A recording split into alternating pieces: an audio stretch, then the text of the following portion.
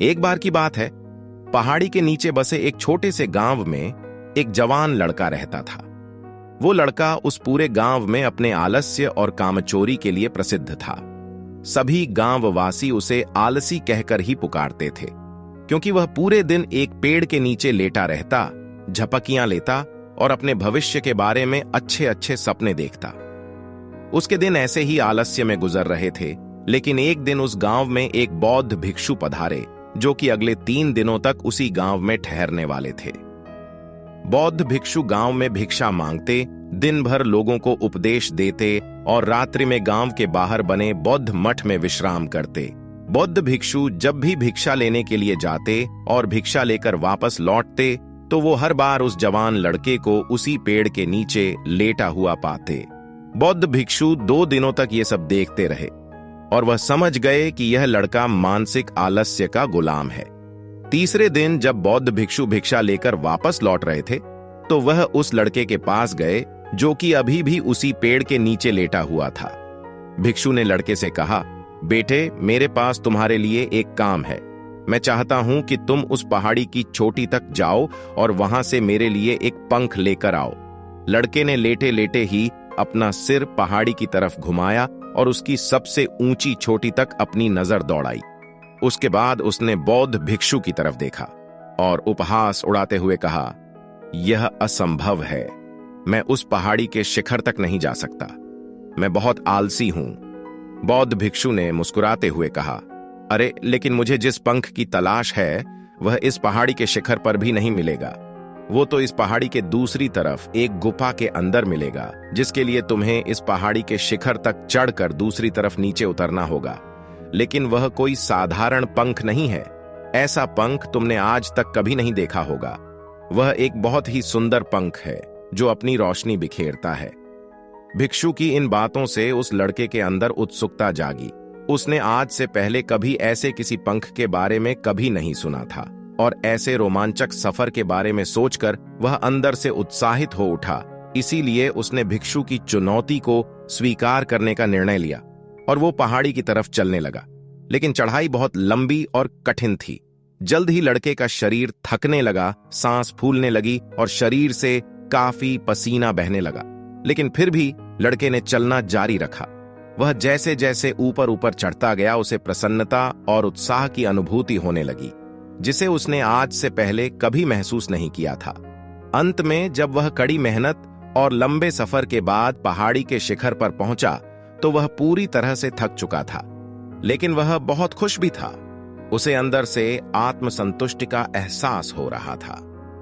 उसके चेहरे पर योद्धाओं जैसी मुस्कान थी, जैसे उसने कोई युद्ध जीत लिया हो। उसने पहाड़ी के शिखर से नीचे देखा। उसके सामने एक बहुत ही मनमोहक दृश्य था। उसने अपने अंदर एक उपलब्धि की भावना महसूस की, जो उसने आज से पहले कभी नहीं की थी। लेकिन लड़के को पहाड़ी के दूसरी ओर उतरना था और उस गुफा को ढूंढना था जहां पंख की मिलने की बात कही गई थी। नीचे उतरना और भी ज्यादा मुश्किल और खतरनाक था, क्योंकि ढलान ज्यादा खड़ी थी और चढ़ाई पर चढ़ते समय लड़का कई बार लड़खड़ाया और गिरा भी था, तो वह डर भी उसके अंदर था। लेकिन भिक्षु को पंख लाकर देने के वादे की वजह से वह लगातार आगे बढ़ता रहा। काफी खोज, मशक्कत और कड़ी मेहनत के बाद जब वह अंत में गुफा तक पहुंचा, तो उसने देखा कि पंख वहीं पड़ा हुआ था, जो गुफा के प्रवेश द्वार से छन कर आ रही रोशनी में चमक रहा था। उसने पंख उठाया, लेकिन उसकी सुंदरता को देखकर अचंभित रह गया। वह काफी देर तक पंख को ही देखता रहा, लेकिन फिर अचानक से उसे याद आया कि अभी तो उसे वापस भी जाना है। उसने खुद की तरफ देखा। वह पूरी तरह से थक चुका था। वह चिंतित हो गया कि वह पहाड़ी पर कैसे चढ़ेगा और भिक्षु तक पंख कैसे पहुंचाएगा। एक पल के लिए उसने हार मानने के बारे में सोचा, लेकिन फिर उसे वह उपलब्धि और गर्व की भावना याद आ गई जो उसने उस पहाड़ी के शिखर पर पहुंचने में महसूस की थी। उसे एहसास हुआ कि उसके अंदर इस सफर को दोबारा पूरा करने की ताकत है। वह दोबारा पहाड़ी पर चढ़ने लगा। उसकी मांसपेशियों में दर्द भी होने लगा। वह कई बार लड़खड़ाकर गिर भी पड़ा, लेकिन उसने हार नहीं मानी। वह खुद को आगे बढ़ाने के लिए लगातार प्रयास करता रहा। अधिक प्रयास और कई घंटों की कड़ी मेहनत के बाद अंत में जब वह बौद्ध भिक्षु के पास पहुंचा और उनके हाथों में वह पंख दिया तो उसकी खुशी का ठिकाना नहीं रहा। उसे महसूस हुआ कि आज उसने अपने आलस्य पर काबू पा लिया है और कुछ महत्वपूर्ण करके दिखाया है। उसके चेहरे पर इतनी खुशी और संतुष्टि का भाव देखकर बौद्ध भिक्षु मुस्कुराए और बोले, बहुत बढ़िया मेरे बच्चे, आज तुमने जीवन का एक बहुत ही महत्वपूर्ण सबक सीखा है कि आलस्य कोई ऐसी चीज नहीं है जिसे स्वीकार कर लिया जाए या सहन किया जाए। आलस्य एक चुनौती है जिसे दूर करना होगा, यह एक बाधा है जिसे पार करना होगा और आलस्य को खत्म करने के लिए तुम्हें अपना पहला कदम उठाना ही पड़ेगा, अपने लक्ष्य की ओर चलना ही पड़ेगा और तब तक चलते रहना पड़ेगा जब तक तुम अपनी मंजिल को हासिल नहीं कर लेते। लड़के ने भिक्षु के शब्दों की गहराई और उसके महत्व को समझते हुए मैं अपना सिर हां में हिला दिया। आज उसे एहसास हुआ कि वह हमेशा से ही बड़े और महान चीजों को करने में सक्षम था, लेकिन उसके आलस्य ने उसे रोक रखा था।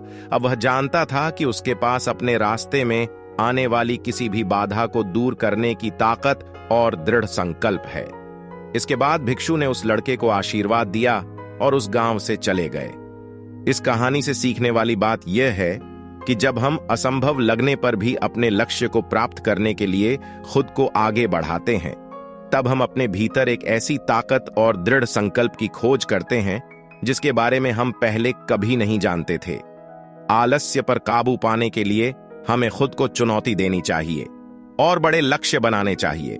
फिर चाहे वह लक्ष्य कितने ही मुश्किल क्यों ना हो, हमें लगातार खुद को अपनी शारीरिक और मानसिक सीमाओं से परे रखना चाहिए और असफलताओं वह बाधाओं का सामना करने पर भी अंदर से मजबूत बने रहना चाहिए। हमें अपने लिए एक नियम बनाकर और उस पर टिके रहकर अपने दैनिक आदतों और दिनचर्या में अनुशासन और निरंतरता भी विकसित करनी चाहिए। हम कुछ ऐसी अच्छी आदतें बना सकते हैं जो हमें मन न लगने पर भी ध्यान केंद्रित करने और क्रियाशील बने रहने में मदद करती है।